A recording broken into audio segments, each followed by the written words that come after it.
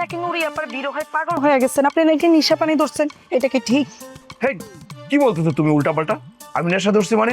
এই শোনো, উল্টাপাল্টা কথা বলবো না। তুমি কিন্তু আমার নামে বদনাম ছড়াচ্ছ। তোমার এই কথা আমি ভীষণ মাইন্ড করলাম। মাইন্ড করলে আমার কি করার আছে স্যার? আপনার প্রিয় ছাত্রী জুলি আমাকে বিষয়টা জানাইলো, আপনি নাকি নাওয়া খাওয়া সব বাদ দিয়ে দিচ্ছেন। শোনো, জুলিয়াকে বলবা আমার সাথে দেখা করতে। ও কেন আমার নামে বদনাম ছড়াচ্ছে এটার জবাব তার কাছে আমি চাই।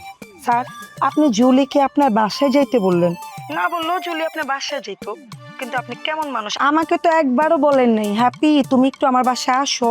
দুই ছাত্রীকে আপনি দুই ভাবে দেখেন, এটা আমার অনেক কষ্ট লাগে, যদিও আমার কষ্ট আপনার কিছু যায় আসে না। আচ্ছা, তুমি যদি সবই জানো, ফোন করে কেন প্রশ্ন করো? আমি ব্যস্ত থাকি, কাজের মধ্যে তোমার প্রশ্ন উত্তর দিতে হয়। তুমি আর কোনোদিন আমাকে ফোন করবা না। স্যার, আপনি যে আমার সাথে এখন খারাপ ব্যবহার করতেছেন, এটা কিন্তু আপনি করতে পারেন না। আপনার একটা কথা জেনে রাখা ভালো, যাদের জন্য আপনি নাওয়া খাওয়া ঘুম সব হারাম করছেন, তাদের থেকে আমি হ্যাপি অনেক সুন্দরী। এই, আমি তোমার সাথে কখন খারাপ ব্যবহার করলাম?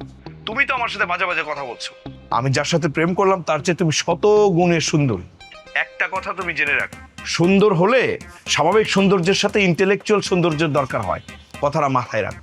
স্যার, আপনি আমার মুখটা ছুটেন না। নূরজাহান আপা কত ইন্টেলেকচুয়াল, যেটার জন্য আপনি বিছানায় পড়ে আর উঠতে পারতেছেন না।